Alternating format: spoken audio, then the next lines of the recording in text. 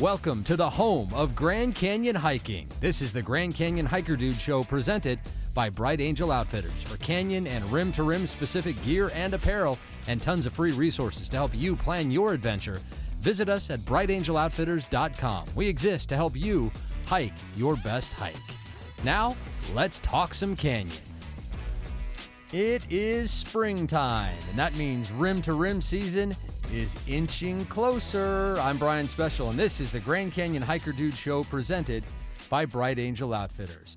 We're recording in mid-March, so barring a massive and damaging late-season winter storm, always a possibility, we're now inside 2 months from the gate to Highway 67 at Jacob Lake creaking open, and hikers and tourists finally making their way to the majestic North Rim. Today, lessons from someone who did rim-to-rim in September at the tail end of last season and now has lessons to share on everything from nutrition to hydration to training to how to handle seeing a mountain lion. Yep. Becca Schumer just turned 40. She's a physical therapist from Baltimore, and a year ago never thought she'd be able to take on rim-to-rim thanks to a rare medical condition that's led to 56 surgeries over the years. 56. Man, this is the Grand Canyon Hiker Dude Show presented by Bright Angel Outfitters.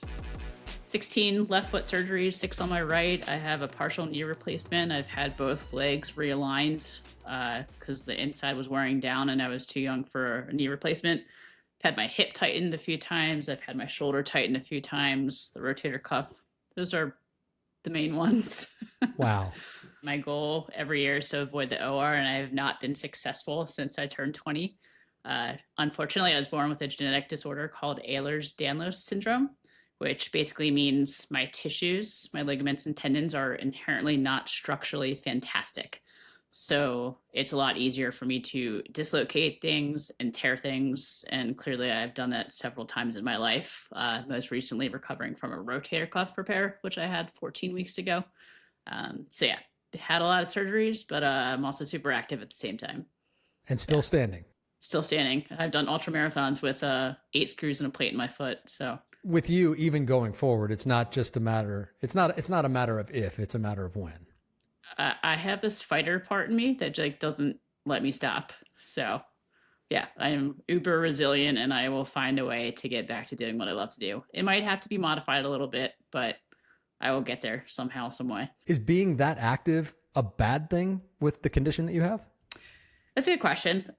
Strength training is super. I know we're going to get into strength training, but it's a good point to just start bringing it in here. When you are hypermobile or have this genetic disorder, you have to have strength training in part of your routine. So if I didn't do strength training, my joints would be super loose and I'd be, unfortunately, way more hurt than I am now. So it's good to be active as long as you're supplementing it with all these other things like strength training, stability training, and properly doing those things. So what I heard in there is it can always be worse. It can always be worse, for sure. Okay, so how do you get the idea to hike rim to rim in the Grand Canyon? Where did that come from? That's a good question.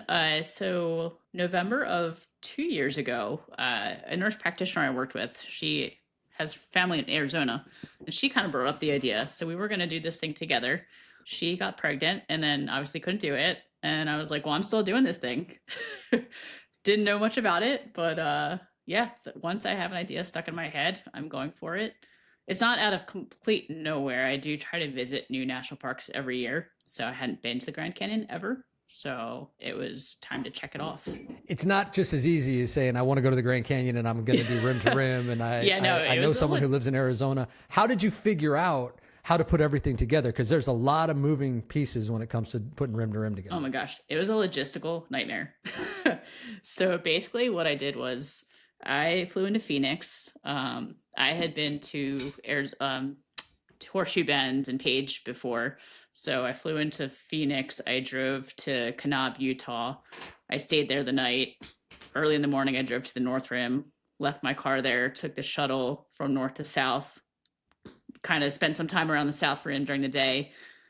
Stayed on. So you got back to the south. You got back to the South Rim during the day. Before you continue, I'm just curious what that was like the first time you laid eyes on the canyon from the South Rim. Oh my gosh, grand! Like the only word I can say is grand. Like it is out of this world. It is like nothing. I've been to a lot of national parks. It is unreal, beautiful, breathtaking. And even backing up to seeing sunrise at the North Rim when I drove there before I even got on the shuttle, I have pictures that look like they were painted. I mean, it was one of the most beautiful things I've ever seen. I'm a sucker for sunrises, and that sunrise on North Rim was just, it was the perfect day. Yeah, nothing like the North Rim. Nothing like seeing that the expanse from the South Rim as well. Okay, so you shuttle back from the North Rim to the South Rim. You get your first look at the canyon. What happens from there? So it was out of season, and I had to figure out how to get from the South Rim in the Grand Canyon to my hotel that was in town. So I called this taxi number that I found that sometimes worked and sometimes didn't. And I called on a bad time. They were changing shifts. So they were like calling 20 minutes. So I called back and they weren't ready for me yet. So I called again and they said, someone will meet you at this place at this time. And I said, do you want my name? Do you want like what color is the van? Like there were no details exchanged. A little loosey-goosey up there in Grand Canyon Village. Yeah. But it was great. The driver was awesome. It took me to the hotel. And so you were staying in Tucson? Yes. So I assume the plan was the next morning that you were going to get up and you were obviously going to have to take the taxi once again to South Kaibab Trailhead and to start your rim to rim. So met a gentleman who was also trying to do R2. So we actually met up the night before, and because we were literally like, he's from Texas, I'm from Maryland, like never met each other. Was it random or was it planned? Random. Oh, really safe. And the night before, he asked me if it was okay if he'd carry a gun, and I said sure. Safety first. Like, if this is how I'm going to go out, this is how I'm going to go out on an adventure. So he picked us up. He drove us. So you can't park at the trailhead because the road's closed. So we found this little picnic area that you could park at, which is about 3/4 of a mile walk to the trailhead. Just off Highway 64. Yep. Yep. So it's 2:15 in the morning or 3, somewhere around there. It's dark and we're walking, and he says to me, there's a mountain lion. And I was like, what? And we turn right. These big, bright orange eyes are staring at us. He saw 2 of them. I only saw 1. And we have our headlamps on. We're walking towards the trailhead. It could not have been further than 50 feet. I'm not exaggerating. Like we were and you're on the sure road. It was a mountain lion? 100%. Wow. He told me how like deer eyes, like one goes one way, one goes forward. Like mountain lions, like they're both forward and big orange. So, yeah. Crazy. Before we even started. That's the first time I've heard of that. You're walking through the forest to the South Kaibab Trailhead and you see a mountain lion. So what are you thinking? I'm thinking is this how it's going to be the whole time? Because we have a lot of hours in the dark. And also grateful that he was carrying. Also wasn't sure if we'd make it to the trailhead. I kept walking and I turned around. He had the gun in the air and I'm like, oh boy, like we're doing this thing. But got to the trailhead and went on our way, and we were good. Wow. Okay, that's quite a start. So you're starting really, really early. Yes. 2:30, 2:15, whatever it is by the time you guys start down. So you're going to miss all the incredible views on South Kaibab, which is a shame, and you'll have to come back to see those because they are not to be missed. So what was the plan for the hike? Well, so the UA point was pitch black. Yeah. I have a lovely picture of that. The plan for the hike was just to go from South Rim to North Rim, and then my car was at the North Rim and drive back. And you didn't really know what you were gonna encounter along the way. You hadn't done that much research, right? So thankfully, during the shuttle, about 4 or 5 couples did the trail the day before. So I got the whole scoop on that 4 or 5 hour ride with them. I mean, I knew how many miles it was. I knew the elevation. I had trained for it. Like I live on the East Coast, and I did some hard training to prep for it. So I wasn't like ill prepared. Obviously, I couldn't train as much for the elevation. I did do a bunch of 14ers in Colorado beforehand. So I sort of knew what I was getting into. Like I knew I'd be ready. Yeah. And even after the day after I hiked it, I wasn't even sore. Like I woke up like nothing happened. So I definitely was pretty happy with how prepared I was for it. Yeah, obviously something to be said for being in great physical condition all the time. So when did it start to get light? When could you actually finally see what you were doing? once we got to the bridge. So when you got to the bottom, when you got to Black Bridge, you were starting to be able to see daylight. And this was in September. Yes. So you had to know that you were walking into some heat at some point during the day. I did. Yep. So I started in a long sleeve shirt that came off pretty fast. And so I was in a tank top and shorts the whole rest of the time. And are you still with your hiking partner at this time? Yes. He went back at Phantom Ranch. And then that's when we split. Because he was planning to do rim to rim and then go back with you, correct? No. So he was ill prepared. He didn't know that you needed a shuttle. Like he did no preparation whatsoever. So he was just hiking with you. He was just going to go to the river with you and then go back up the south rim. That was always the plan. No, he wanted to do the whole thing, and then when I explained what the whole thing was, I mean, he literally had like donuts and a bottle of Gatorade and a gun. So. And I think the most mileage in his life he had ever done was 8 miles. So really careless and like really irresponsible, actually, like not safe. What do you even know what happened to him? Yeah. So we exchanged numbers. So when I finished, I texted him and I had finished the whole thing and he had just finished going back up. And he went straight back up South Kaibab? Yep.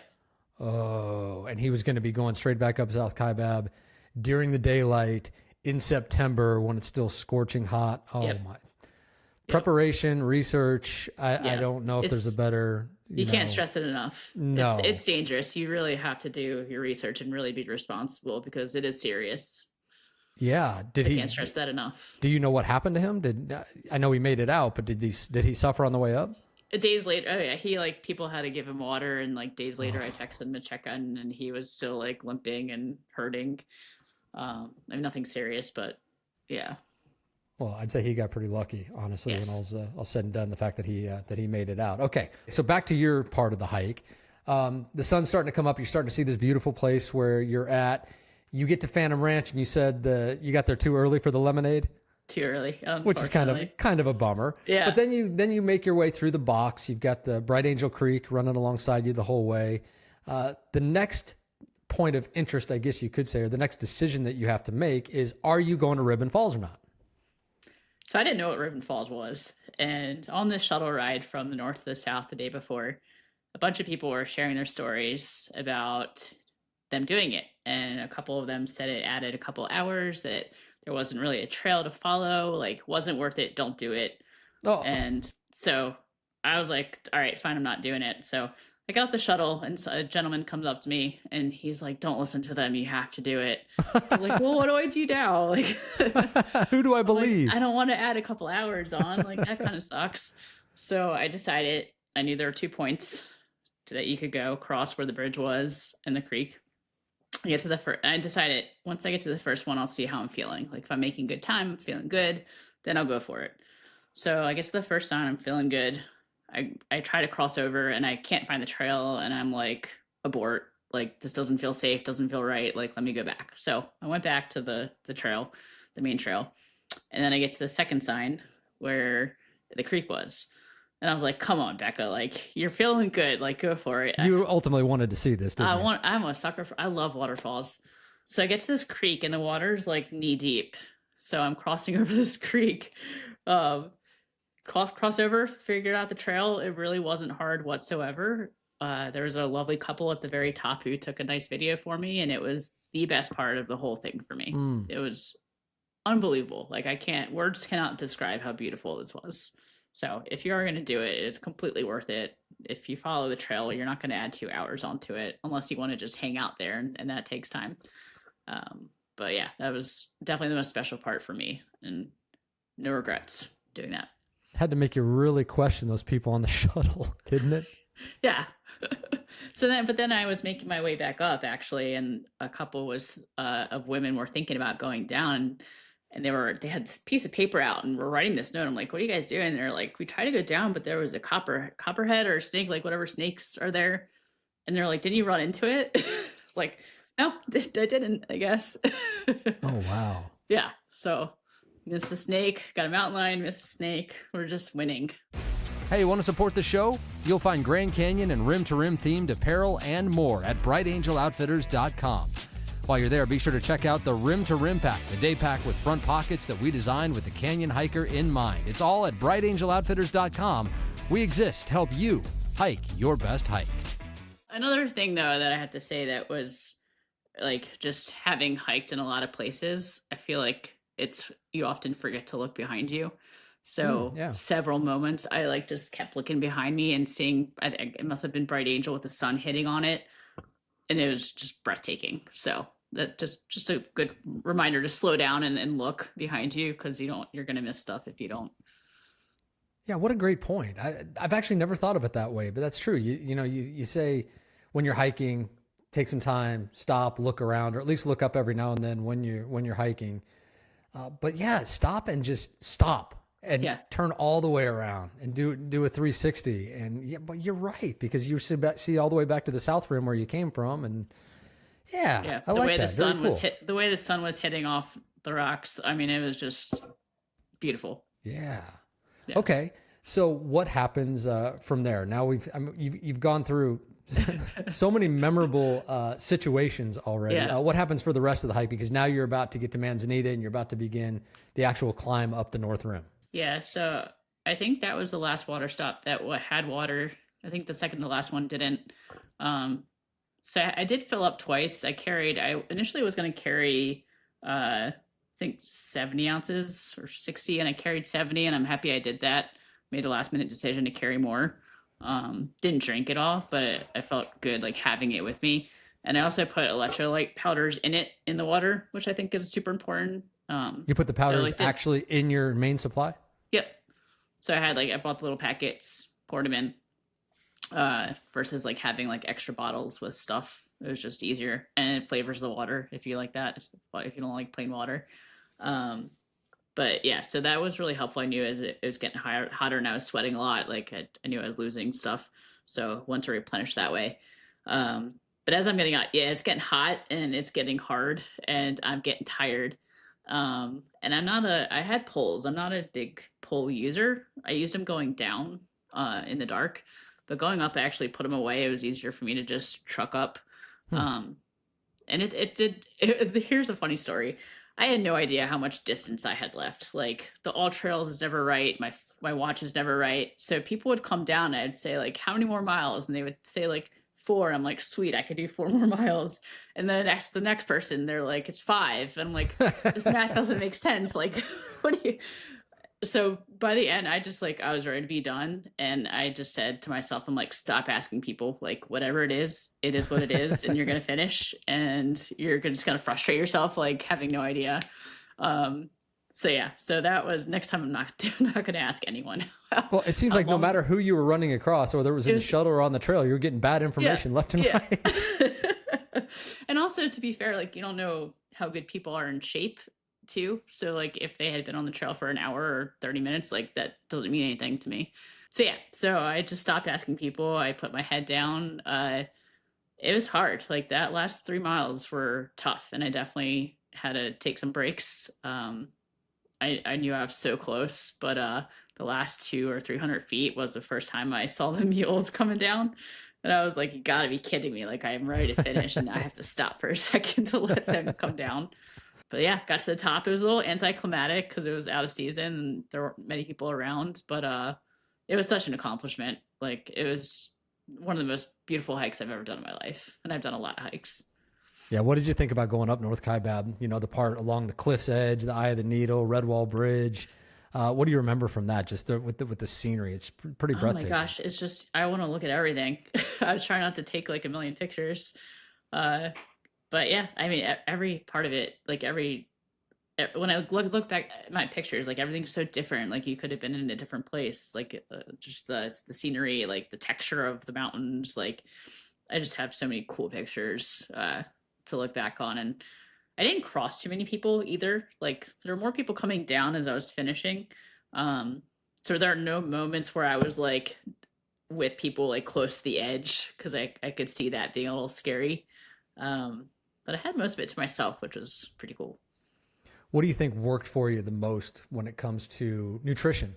I assume you, as a physical therapist, you're someone who takes all this very, very seriously. What worked for you nutrition wise? Yeah, it's a great question. It's taken me a long time to accept fuel during endurance events. I just like to go and not drink or eat and just get it done. But I've learned my lesson that doesn't work. And if you want to be successful, you need to fuel properly, especially if you're going to be out there for a while. And how long were you out there? 9 hours and 45 minutes, I Okay. think. Fast. Yeah, I hiked. I didn't run at all. I might run R3 a little bit. Yeah, my goal was like under 12 hours. So, and I didn't look at my watch the entire time. I just went at whatever pace and just went. Um, but for my practice trails hikes, I definitely tried different things and figure out what worked for me. Like I like the chews, and what I learned was taking too many of those too soon. My stomach didn't like it, so I had to like switch. So I do chews and like an actual food or a bar or half a bagel or something. So like every other. I think I only ended up having in total like 4 chews, a bagel, a bar, and that might be it. I didn't actually eat that much. When you say chews, what do you mean by chews? The honey stinger chews. Okay. Yeah, they have some with caffeine, which I used in the beginning. Not a ton of caffeine, but they do have different, and they're so good. The flavors are not sponsored. Would love to be sponsored by honey stinger. I would love to, of course. What did you find it sounds like maybe that was it, but what worked for you the best? Like what would you definitely not forget to bring next time? I would not bring the bagel. It was too hard to chew. Definitely would. I'm not a goo person, gel person. Don't like that. So I might just bring even just some fruit, just some either easy things to get down. Like I feel like pretzels, hard things, bagels, all that. Like when your mouth is kind of dry, is harder to eat and get down. So I probably would keep it pretty close to what I did this time, but minus the bagel. So I need to fill in some carbs somewhere. So really the biggest thing that you would recommend to people, not necessarily, follow exactly what I do, but practice and see what works for you in the months leading up to the hike. Yep. And I've worked with a sports dietitian, and they recommend I eat every 60 minutes to 90 minutes. And it kind of turned out for me every 90 minutes to 2 hours was when I would eat. And that worked great for me. But it might not work for you. So you really do have to try to trial it. And I definitely got more hungry towards the end. I was eating probably every hour by the last few hours. Definitely getting more hungry. Are you in our Grand Canyon Hiker Dude Show Facebook group yet? Well, join today and learn all the tips and tricks and hear about others' experiences on Rim to Rim and beyond. It's totally free. You'll have daily access to me, Coach Arnie, and just about every guest we've ever had on the show. All there to help you have your best possible Grand Canyon experience. Join the Grand Canyon Hiker Dude Show Facebook group and be inspired and informed and get yourself Grand Canyon ready. Hydration-wise, the only thing that you did was water in a bladder and the electrolyte powder, so that covered both. Electrolyte, the scratch powder, which do have some carbs to them. There are other ones that don't, but added some carbs that way as well. I used like 3 of the packs. I had 6 total of them, which I think saved me. I also use the salt tabs to avoid cramping. So sorry if you can hear my dog. That's okay. That's okay. We're a family show. So what, as someone who's a physical therapist, a sports physical therapist, it's almost a cheat code, honestly, for doing something like this. So props to you for that. But how important was the physical training that even you did leading up to this, and how much is strength? We always hear Coach Arnie talk about strength and being strong. Build a foundation of strength and get yourself bulletproof. How important is that for something like Rim to Rim? Yeah, let me start my TED Talk here. The floor is yours. So first off, I'm from Baltimore, so we don't have a lot of elevation here. So the stair climber was I'm gonna get to strength training, but I did the stair climber a lot, like hour, 80 minutes, like consecutively. I did a lot of incline walking, a ton of incline walking. Went down to Shenandoah National Park to get some elevation as often as I could. But with regard to strength training, like if your muscles aren't strong, as soon as they give out, get weak, all the stress goes to your joints, and then you're going to start hurting. So the stronger you are, the more resilient, more robust you are, the less likely you are to get hurt. So it is hard, like if you're planning, for me, like I'm planning the R3 in September. So right now I'm not going crazy with my distance, and I'm really trying to get strong right now. So it's sort of like a training block. So I'm spending more time strengthening, less time with distance. That's going to start to transition, but strength training always stays in the plan. It just sort of backs down a little bit so that I maintain what I've gained during my air quoting off season. So strength training is always a part of my routine all year round. It just how hard I'm lifting, how many days I'm lifting will adjust depending on my goals. Um, but uber important. You have to strength train. If you're just going out hiking, like I train a lot of runners, a lot of ultra athletes, and I explain so much that you can't just, or not 20 anymore, you can't just go out and do those things. Like you got to do the work if you want it to work. So, and strength training is a part of that. It has to be. Now, it may sound like a weird question, but I really don't know. When you're talking about strength training, is it rim to rim hiking, endurance, cardio specific strength training, or is it, I mean, more lower body stuff, or does it incorporate everything in your body, upper body as well? No, upper body, core, all of it. Because I mean, if your shoulder, you're carrying a pack, so like your shoulders are gonna get tired, neck's gonna get tired. So I pretty much was doing like full body workouts 3 times a week. Definitely more towards the end, I would gear towards higher reps, less weight, so that you're not stressing your joints as much. But during what I'm calling this off season I'm in right now, like I'm lifting a little heavier and doing less reps and more sets. So it's sort of like ebbs and flows depending on what your goals are. And I'm not talking about lifting 500 pounds off the ground. Like that's not my goal anymore.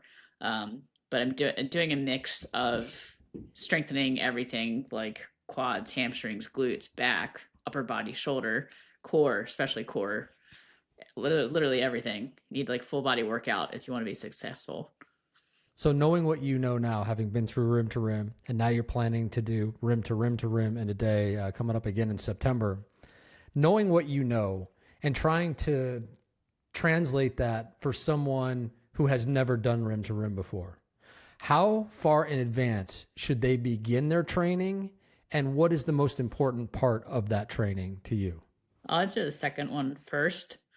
The most important thing is not to progress too fast. That's how people get hurt. So if you try to increase any piece of this too fast, then you're asking for injuries. So increasing your mileage too fast, increasing hills too fast, increasing the days of, like, if you're going from 0 days and you're trying to hit 6 days a week, you can't do all that in one week. Like you have to like wean yourself up.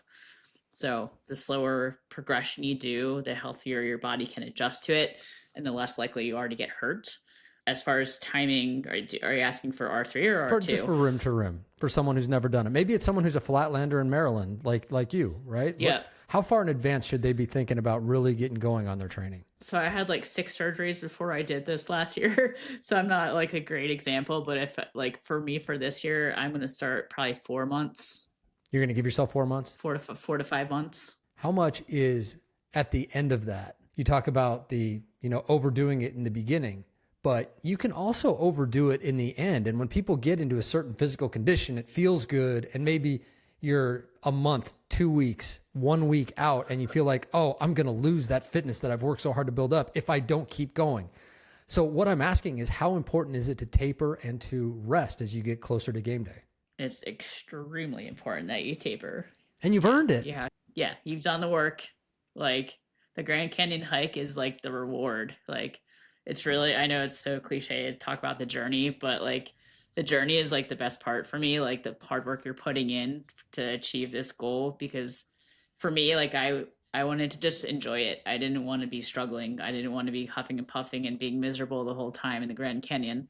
So my goal was just to work so hard on this journey and then have the prize be the hike and have it be like amazing. And it was amazing.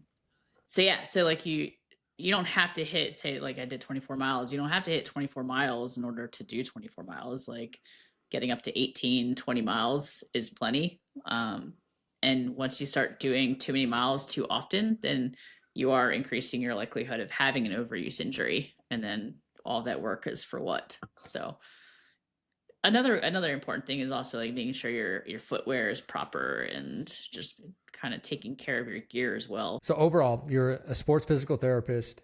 You live in Maryland. You're extremely active. You've undergone 56 surgeries, which just blows my mind. At the end of the day, what did hiking rim to rim in the Grand Canyon, what did it mean to you?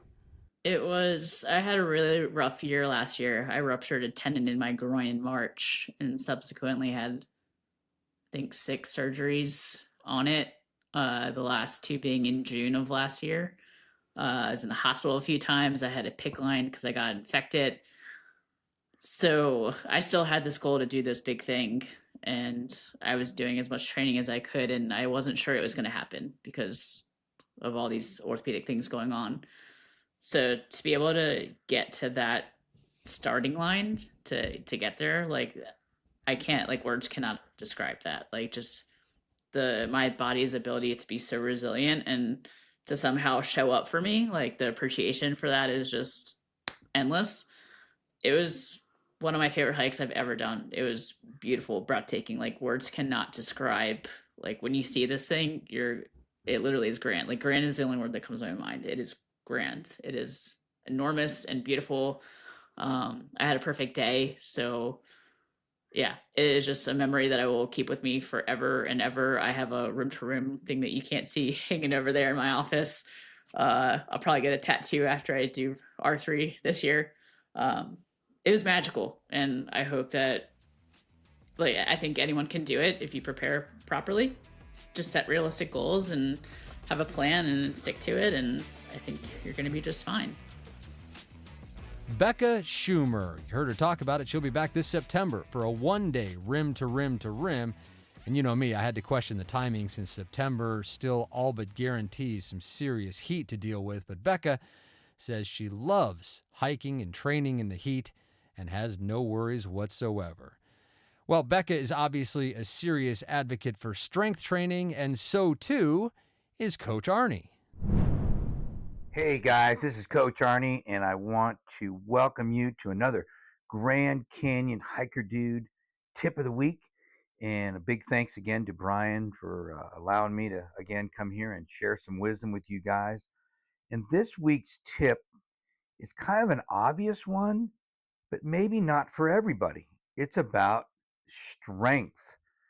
This building strength is not an easy one for someone who loves to hike and get outdoors.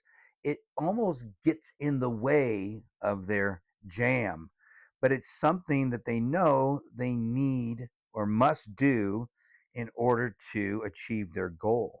So, and here's another thing: as we get older, building strength becomes even more important. And I know that, like myself, there are a lot of people in our group, in our community, that are getting older, and I'm talking about 50, 60, and beyond.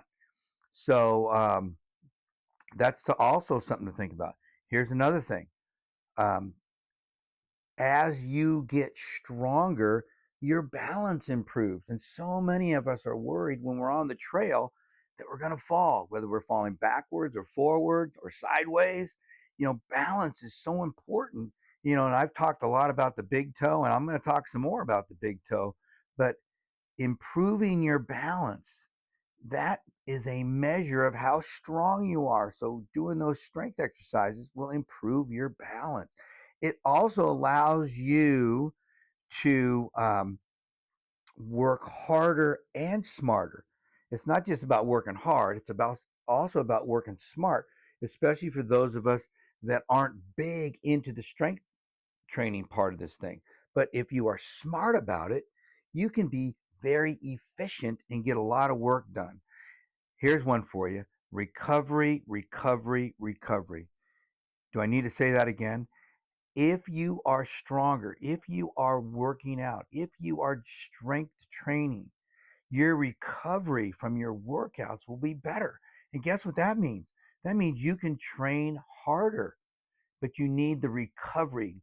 You need to get over that soreness. You need to keep improving. You need to progress, and that's through recovery. So here's another simple little thing to think about for a lot of us that don't really understand a lot about strength training. Get help. Listen, general strength is okay. Canyon strength is the best. So there you go, guys.